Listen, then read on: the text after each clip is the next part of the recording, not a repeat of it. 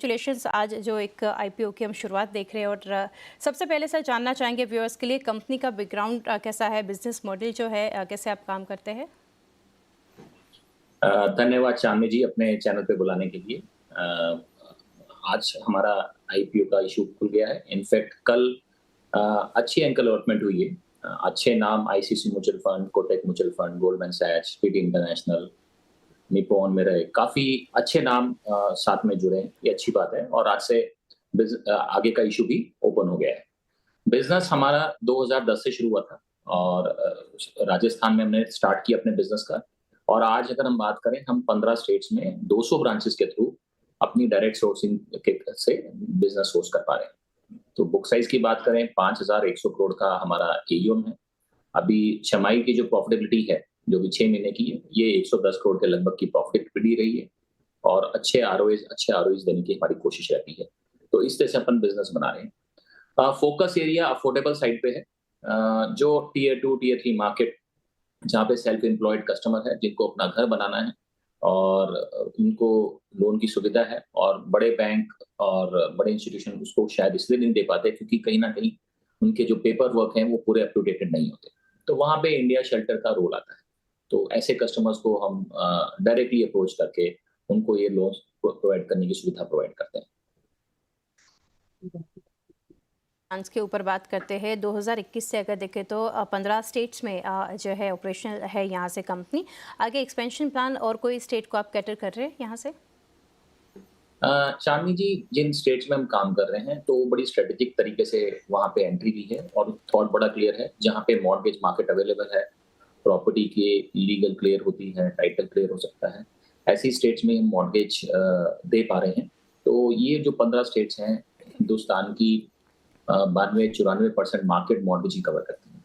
तो अभी इन स्टेट्स में काफ़ी एक्टिविटी करनी शेष है क्योंकि अभी सिर्फ 200 ब्रांचेज हैं और मतलब जो ट्रेंड दिख रहा है कुछ सालों से, 35-40 ब्रांच का एवरेज ट्रेंड आने वाले टाइम में भी दिखना चाहिए। तो उस पे फोकस रहेगा। धीरे-धीरे बाकी स्टेट्स में भी बढ़ेंगे, बट अभी अगर फोकस देखें इंस्टेंटली तो इन 15 स्टेट्स पे ज़्यादा फोकस रहेगा जहाँ पे हमारा बिज़नेस रेगुलरली आ रहा है। 40% की ग्रोथ हम कुछ सालों से दिखा पा रहे हैं क्योंकि ट्रैक्शन अच्छा है मार्केट में। ओके, आगे सर बात करेंगे कंपनी के जो 2 प्रोडक्ट्स है, home loan and loan against property, इसके ऊपर थोड़ा अगर आप डिटेल्स में समझा सकें। बिल्कुल जी। तो जो होम लोन प्रोडक्ट है, इसका एवरेज टिकट साइज 10 लाख का है। 5 लाख से लेके 30 लाख रुपए तक के आमतौर पे हम ये होम लोन प्रोवाइड करते हैं कस्टमर को। और ये वो कस्टमर है जो टियर 2 टियर 3 मार्केट में मैक्सिमम टाइम ये सेल्फ एम्प्लॉयड कस्टमर है जिनकी महीने की इनकम 25-30 हज़ार से शुरू होकर 55-60 हज़ार तक की महीने की इनकम आमदनी रहती है और ये कहीं ना कहीं अपना एक स्टेबल बिजनेस चला रहा है। उसने कुछ पैसा तो जुटा लिया है इक्विटी के फॉर्म में, बट फिर भी वो पूरा पैसा ना जुटाने के कारण अपने घर के सपने से दूर है। तो जिससे कि वो जो इक्विटी है वो डाल के अपना अपना ये जो होम लोन है उसको पा सके, उसमें सपोर्ट करने के लिए हम लोग आते हैं। तो यहाँ पे अगर आप देखेंगे, इम्पोर्टेंट चीज़ है कि हमारी जो लोन टू वैल्यू है तकरीबन काफ़ी कम रहती है। तो होम लोन के केस में 56-58% के बीच में हमारी जो लोन टू वैल्यू रहती है और 10 लाख का एवरेज टिकट साइज पे हम काम करते हैं। 70 से 75% ये जो कस्टमर हैं, ये सेल्फ एम्प्लॉयड रहते हैं उन छोटे शहरों में जिनकी आबादी 1 लाख, 2 लाख, 3 लाख की आबादी है और उनके सपने हैं, जहाँ पे अभी वो फाइनेंशियल इकोसिस्टम से थोड़ा बाहर है। तो वहाँ पे इनको सपोर्ट करने के लिए हमारी कंपनी काम कर रही है। लोन अगेंस्ट प्रॉपर्टी की बात करें, तो कस्टमर प्रोफाइल में कोई फ़र्क नहीं है, मार्केट्स वही हैं, हमारा डिस्ट्रीब्यूशन चैनल भी वैसा ही है, एंड यूज़ का फ़र्क रहता है। थोड़ा-सा फ़र्क ये है कि जहाँ पे होम लोन में हम 57-58% की एलटीवी दे देते हैं, वहाँ पे लोन अगेंस्ट प्रॉपर्टी में हमारी एलटीवीज़ थोड़ी कंज़र्वेटिव है। 45-40% की एलटीवी हम लोन अगेंस्ट प्रॉपर्टी में दे पाते हैं और लोन अगेंस्ट प्रॉपर्टी में हम एक चीज़ बड़ा इंश्योर करते हैं कि जो भी प्रॉपर्टी हम लें लोन लोन के लिए, वो सेल्फ ऑक्यूपाइड रेज़िडेंशियल प्रॉपर्टी होनी चाहिए, वो उसका अपना घर होना चाहिए। तो किसी का प्लॉट या खुली ज़मीन, वो सब चीज़ें या कोई कमर्शियल यूनिट है, उस पे हमारा फ़ोकस नहीं है, वो हम नहीं करते। हमारा जो प्योर फ़ोकस है, वो सेल्फ ऑक्यूपाइड रेज़िडेंशियल प्रॉपर्टी पे रखते हैं। इसके फ़ायदे भी हैं। फ़ायदे ये हैं क्योंकि ऐसा जो अपना घर है, उस पे जब कस्टमर लोन लेता है, तो उसके लिए उसकी ज़िम्मेवारी काफ़ी बढ़ जाती है, उस सेंस में, और वो उसको पे पे करने के लिए हमेशा प्रबल इच्छा रहती है उसकी। तो इस कारण से अगर आप देखेंगे home loan loan against property में हमारे डेलिंक्वेंसी लेवल मार्केट के तौर पे काफ़ी कम नज़र आ रहे हैं। कोई एक एक 1.1% की डेलिंक्वेंसी मेंटेन कर पा रहे हैं जीएनपी लेवल इसमें।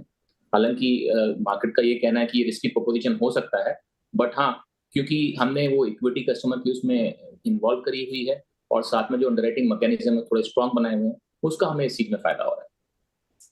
जी, डेफिनेटली सर।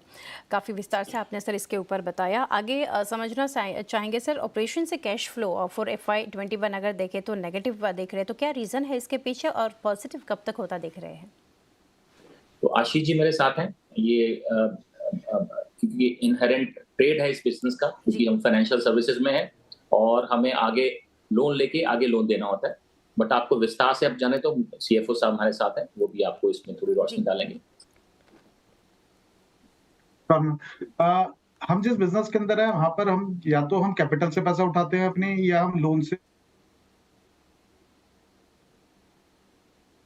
जी सर।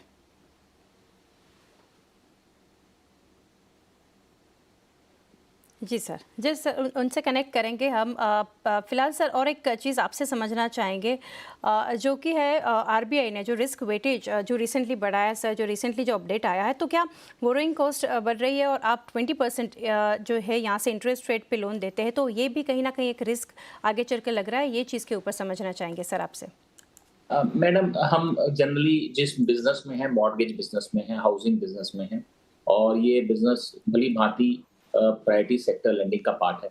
तो जो आरबीआई ने रिस्क वेटेज बढ़ाई है, वो जिस पे फ़ोकस उनका इकोसिस्टम को थोड़ा और रोबस्ट बनाने का है, तो वो फ़ोकस कहीं न कहीं अनसिक्योर्ड बिज़नेस की तरफ ज़्यादा है। तो हम अभी देखा जाए तो जो हमारी बुक है, क्योंकि मैक्सिमम जो हमारे लोन्स हैं, वो या तो हाउसिंग के लिए है या लोन अगेंस्ट प्रॉपर्टी में है, जहाँ पे बिज़नेस यूज़ होता है, तो वहाँ पे ये रिस्क वेटेज अभी अप्लाई नहीं होगी बेसिकली।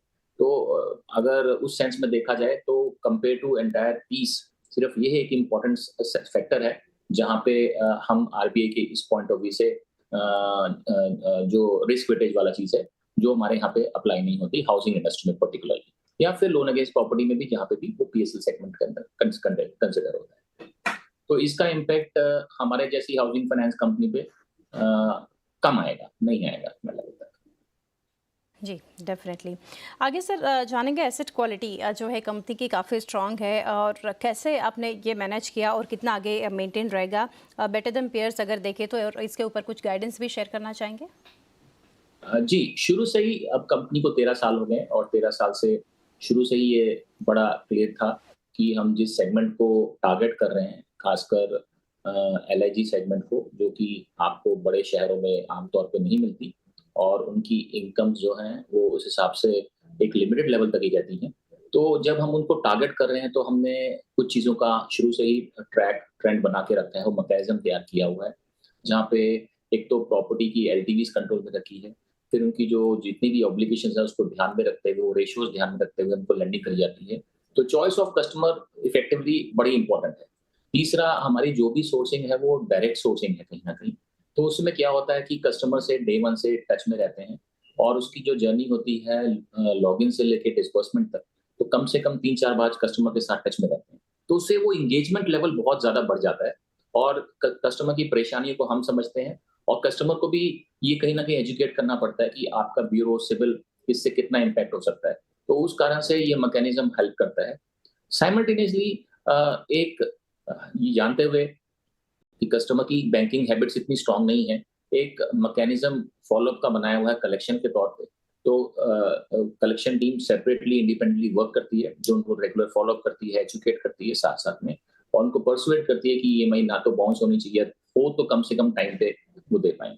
तो इस कारण से जो अपने अंडरराइटिंग मॉडल है, वो तैयार किए गए हैं। उसमें जो लर्निंग्स रहती हैं मार्केट के, वो डे इन, डे आउट उसमें यूटिलाइज़ करते रहते हैं, वाइब करते रहते हैं, सो दैट कि वो फाइन ट्यून होते रहे और हम सही तरह से प्रोडक्ट्स उनको दे सकें, जो भी हमारी लर्निंग्स रहती हैं। तो उसका कारण है कि 13 साल में अगर हम ये ट्रेंड्स देखें, तो हमारे डेलिंक्वेंसी के ट्रेंड काफ़ी एसेट क्वालिटी में कंट्रोल लेवल पे हैं।